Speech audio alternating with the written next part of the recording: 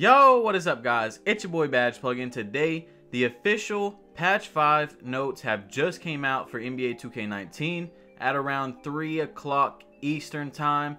Patch notes have been out earlier, but I was waiting until 2K dropped their official patch notes to actually make a video on them because, you know, some people be lying, alright? So, I'm going to be reading every single patch note that is in the game, and then some of them I'm just going to go right over after I read it, and then some of them I'm going to go deeper into, okay? So, for our first note, we have in Play Now Online, the opponent's uniform will now be displayed in the pregame settings to minimize uniform conflicts in game. So obviously, you couldn't see people's uniforms before you started the game, and now you can, which is good because people were obviously using the same uniforms, and that's very, very annoying when you have on like the same colored jersey or very similar colored, and it just ruins the whole experience for the entire game. Anyway, the next one we have is if two users pick the same color uniform for a Play Now Online game, the last user to select their uniform will have their uniform automatically change to one of another color during loading. For My Career, we have fixed a case where certain stat combo performance incentives, for example, 25 points and 12 rebounds, were not consistently rewarding the user with the correct amount of VC. Players will no longer appear without uniforms when they play a game in which the ring ceremony took place. Neighborhood. Fixed an issue where headphones would be removed when entering ante-up or using the subway. Users are now able to see other players' headphones when viewing them in the neighborhood. End of game improvements to the dodgeball experience. Improved lighting quality inside the new ante-up daily spin room. The VC amount should now always properly appear above the court when in the ante-up courts. When playing a crew game, all users will properly appear in their crew's uniforms. Fixed a disconnect issue that users were reporting during the Court Conquer events. That one was really annoying. I actually played Court Conquer and I lagged out, so I stopped playing it. Fixed an issue where areas of the walls would lack collision in the new ante-up prize wheel room. Make sure to visit location daily to get in your free spins for prizes. Still another thing that I've never heard of. Pro-Am. Users will no longer be required to finish out games against all AI players when the opposing team forfeits by leaving the game.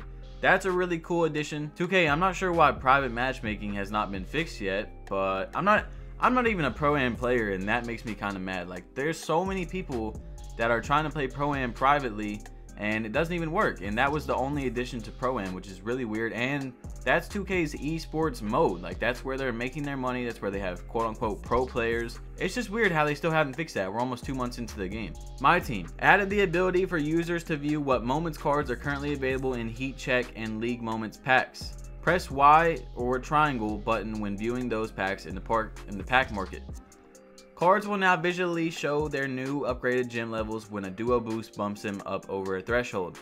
Address a pause glitch that allows some users to pause a triple threat online game indefinitely. Fix an issue where the proper heat check attribute / overall rating boost would not display upon visiting the lineups menu. Head-to-head games, types, play with friends, unlimited, should now use default free throw difficulty settings rather than the global settings of one of the users involved in the game. My GM / My League. Improved server stability and performance in My League Online. Gameplay related rule changes voted on in the off-season league meetings should now properly take effect during head-to-head games in My League Online. Fixed a hang that some users would see down the line after previously importing a player's appearance using player DNA. If you previously encountered this issue, your save should now be retroactively corrected. Many other small bug fixes and adjustments were also made game-wide. Note, all patch fixes will work in your existing game mode saves. Now, for the most important part of any patch notes, here comes the gameplay patch notes. Are you guys ready? Are you ready? Strap in, get some popcorn. This is it, okay?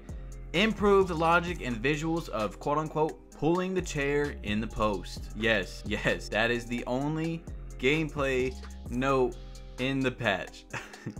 Oh my gosh, 2K. Alright, let's talk about this patch, guys. Let's talk about it. This is probably the worst patch since 2K18 when they did a whole patch basically just to fix Michael Jordan's tongue. Or it could be almost as bad as when they took out speed boosting in 2K16. This feels like a very rushed patch. They didn't really fix anything important at all. Private matchmaking is still not fixed in Pro-Am. They're still pushing in the game.